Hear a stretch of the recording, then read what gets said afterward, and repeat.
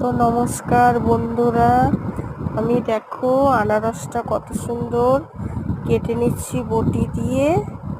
তো ভালোভাবে বটি দিয়ে ছিলে নিয়ে এবারে সব আনারসের চোখগুলো একটা চামচের সাহায্যে তুলে নিচ্ছি। এবারে সবগুলো তুলে নিয়ে তো বটি দিয়ে ভালো মতো এবারে পিস পিস করে কেটে নেব বন্ধুরা। তো এবারে দেখো আমি কত সুন্দর কেটে নিচ্ছি পিস পিস করে। তো এবারে সবগুলো কেটে ভালোভাবে চিনি, এবারে বিট নুন দেব, একটু চিনি দিলাম।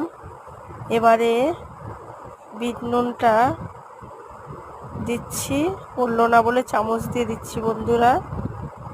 তো এবারে চাট মশলাটা দিলাম। তো ভালোভাবে মাখিয়ে বন্ধুরা খেতে অসাধারণ। ভিডিওটি ভালো লাগলে সাবস্ক্রাইব কমেন্ট অবশ্যই করবেন বন্ধুরা।